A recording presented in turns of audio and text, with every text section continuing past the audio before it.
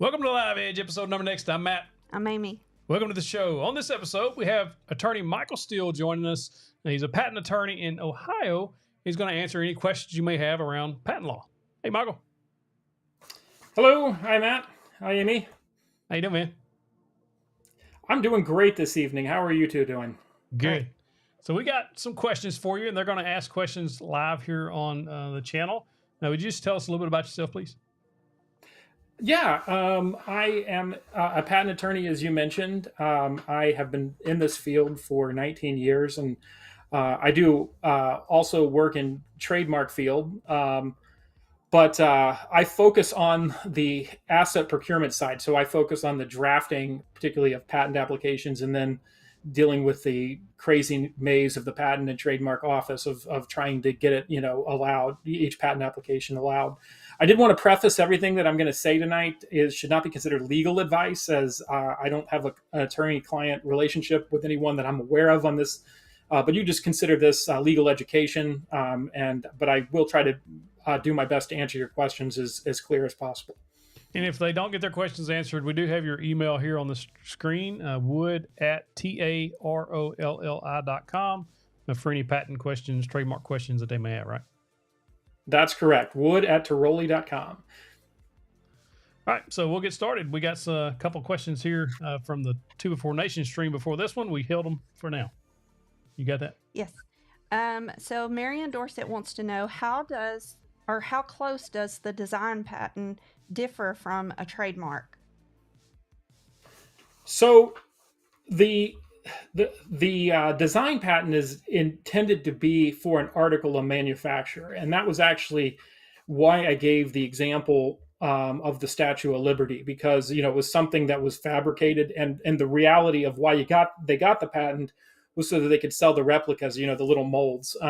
If a good example would be like the Crocs shoe, for instance, as a unique design that's non-functional. There's also a lot of tools that have design patents. Woodpecker uses this strategy quite a bit. If you notice, like the little diamonds that are for sticking your pencil in to make marks on your wood, it's very common. The trademark, on the other hand, is the logo or the slogan that you put on your product. It's think of it as it's going to be constant across all your products, whereas a design patent's only going to be for one product. When I mentioned trade dress in the call, that's what that's talking about. Is they all have a commonality together, a common color scheme or a set of colors that you can clearly distinguish their product based on just on its initial impression, and you don't even have to look at what the product does to know that it's from a certain company. Okay. Maybe you understand Mr. Clark's question. Talking about the Festal Domino patent, Mr. Clark had a question about if you know anything about the vacuum system patent or their HIPAA system on Festals. Do they have a patent on those? Do you know offhand? I do not know. I've never gotten that question. They had that VaxSys that unfortunately they discontinued before I was able to buy one, and I've never looked into it, so I really don't know at all. Okay. Damon Barber wants to know, one often hears folks say there has to be X amount of differences to not be copyright infringement. Is that true? And if so, what is that magic number? Just curious, not looking to steal Matt's logo. Well, first of all, if you steal Matt's logo, it would be trademark infringement and not copyright infringement. Gotcha. It's an important difference. So just to define what a copyright would be, is think of a book, let's say by a famous author, say Stephen King. And if you notice when they publish a book by Stephen King, it always uses or often uses the same font to say his name, and it's like the same, the same legibility. That's going to be a trademark. Now, the contents of the book are copyright, and that's in his case. He actually even used a fake name to publish books like, I believe, The Running Man. And so, if I was to take that book and put my own name on it, and my own logo on it, that would be copyright infringement because the contents would be the same. But if I took the cover of it and wrote my own garbage book and tried to say that Stephen King wrote it, then that would be trademark infringement, because he didn't write it, especially if I used the logos that he did. So that's a good distinguish. There's no set rule for what is considered copyright infringement and what is not, like how many changes. It really comes down to a percentage of the change versus the original work. And there was a Supreme Court case a couple of years ago, relatively recently, that was Oracle v. Google. And in Oracle v. Google, it was actually originally Sun Microsystems that owned Java.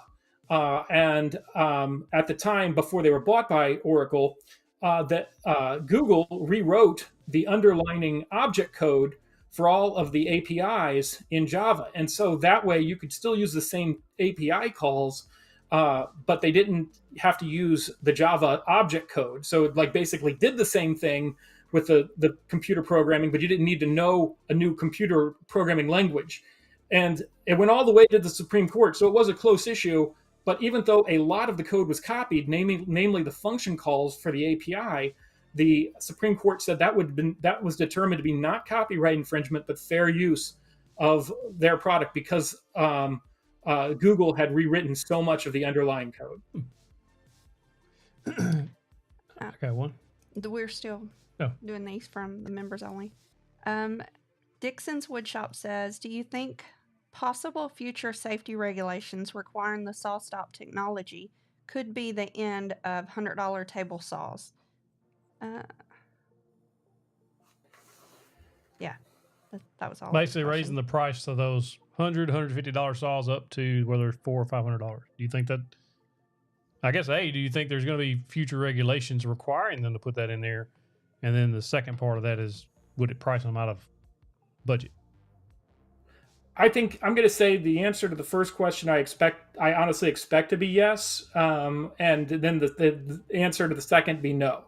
And the reason for both would be that I expect that, supposing that no legislation is passed. I mean, if the legislation, that can happen.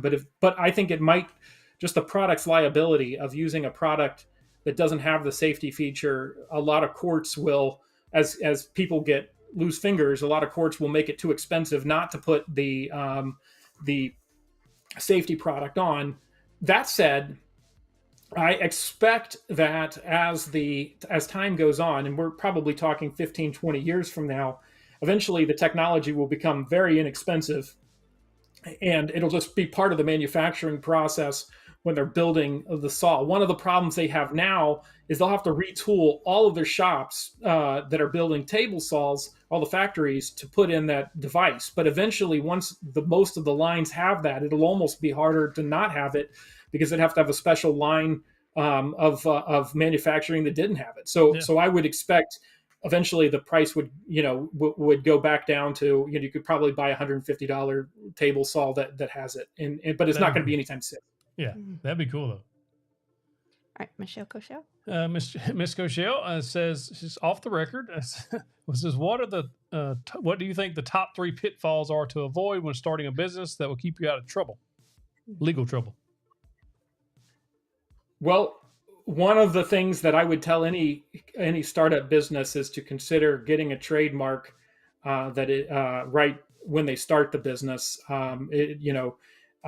Because at that point you can know that right away if your trademark is infringing on somebody else's. So that'd be number one. Number two, it would really depend on the type of business that you're getting into, but you would most want to try to avoid what they call tortious interference with somebody else doing business, because a lot of times you're not always aware of the contracts and obligations that one business would have, to another. So sometimes interfering with that could get you into trouble. I'm not saying you'd be wrong, but it could definitely get you into trouble. And then, quite frankly, if you make any product and you're going to sell it to the public, there's a good chance that somebody's going to assert that you're infringing their patent. That might not be true, but there's a good chance that you're going to get that, and you're going to have to deal with that. So a lot of, I guess my question is, if you're not interested in getting into trouble, you probably shouldn't start a business, because I'm sure that Matt and Amy can agree that starting a business is inherently, somebody that's looking for trouble and isn't afraid of, getting their door beat down on occasion. So I kind of a question that come to mind while you're talking. You see a lot of people take, especially in woodworking, they're building stuff like flags or cornhole boards and all this stuff, and they put logos of teams on there, like their professional ball teams or their college ball teams. Can they do that? Sure, if they have a license, and I'm sure that all of the ones that you've seen were all licensed from the original owner of the trademark. Right. If they don't have a license, then they would be infringing on a trademark. Now, one of the things that's important to understand, when you see like a mega company go after, let's say a woodworking company that's making, say, 500 units, and they're putting a logo of the sports team or whatever. If they don't go after individuals like that, they're allowing their own brand to be diluted.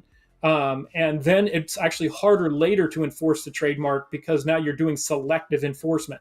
You're allowing this product versus another product. Now, there are such exceptions to when, those rules would apply, of course, but in general, you're obligated to enforce your trademark. It's interesting that that's brought up, because you're not obligated to enforce your patent. If you could not enforce your patent for the entire term of it until the very end and then go after the person. But if you don't enforce your trademark, you can eventually lose it, because it starts to become generic.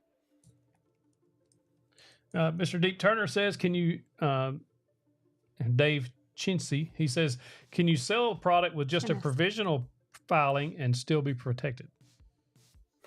Well, so yes, and that's the reason that you file provisional patent applications. So a provisional patent application is a rough write-up of what your invention does. Now, of course, it's good practice to make them very close to a non-provisional patent application, but you don't always have time, especially if somebody has a meeting, within a day or so where they're going to pitch their product. And so you get the priority date for the non-provisional application from the day that you filed the provisional. It's basically like you filed the non-provisional on the day, but for anything new that you add to the non-provisional application. So that's why you need to still have the provisional application. It doesn't have to be grammatically correct, but it has to be technically correct and show what the legal standard is. Allow one of ordinary skill in the art to make and use the invention. Now, who is one of ordinary skill in the art, and what does that mean? That that's a really, really tough question to answer. But it's the standard which they decide. Does it reasonably describe your patent, your invention, to somebody that has a reasonable skill and a reasonable background? And yes, you are protected, but you still have to file the non-provisional, because the provisional will never allow you to find an infringer. It just allows you to file a non-provisional application. We already covered that question. Oh, gotcha. Oh, I don't know about that. Right here. Mr. Paul Ellis says, if you're using the name Army, Marines, Navy, etc. engraved on finished wood product, would that be an infringement, or would it only be if you use their logo? Or font. Or font. I don't know, and I don't know the rules for the Army of how they deal with any of that, or any of the military. I want to make very clear, I have a great amount of respect for the military, but I've just never gotten that question. So I don't know if they enforce their rules. That said, I've seen so many things out there that have military logos on them. I would say at the very least, it's clear to me that the armed forces are not actively enforcing the trademark if they're not allowing the public to use them. I'd have to look that rule up. I just don't know offhand. So kind of a spinoff on that.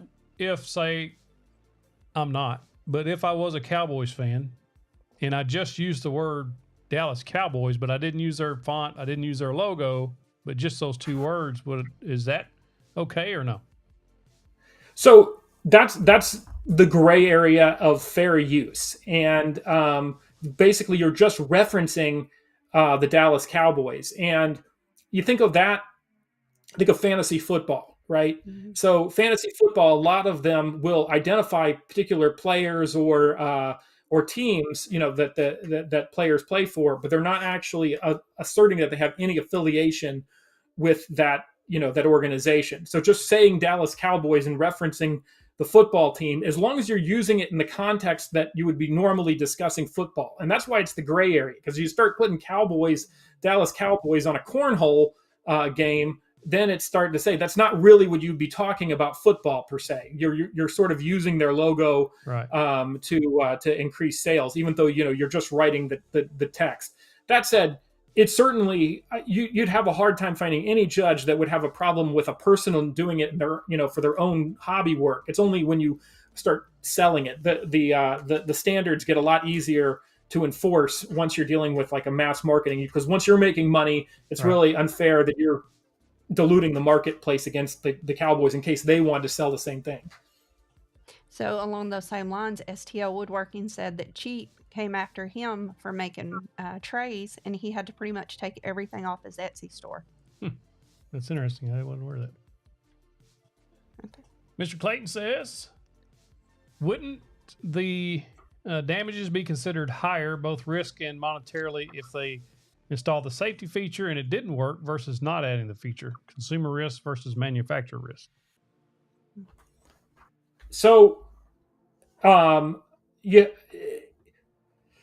no, because the chances, the reason being that, right now, saws can already malfunction, right? And people can have really bad injuries. But you look statistically at the number of injuries that they're going to have from a malfunction compared to the number of injuries they have from it working properly and cutting somebody's thumb off. It's several orders of magnitude different. So even though those individual claims might be higher because when it failed to activate, you might get a worse injury than you would because you were thinking that it was going to work. Those are going to be so few and far between comparatively to the times that it does work, that the overall cost and liability would probably go down. At least that's what I would predict for any saw manufacturer. Marion says, does a product having patent pending have any effect on protecting the product while that patent isn't approved? Now, what if it does infringe on another product? So patent pending is like a damages type question. So if you have patent pending before it's patented, and somebody goes out and makes a very similar product, then that can increase the damages because they did it knowing that you already had a patent out there. What was the second part of that question?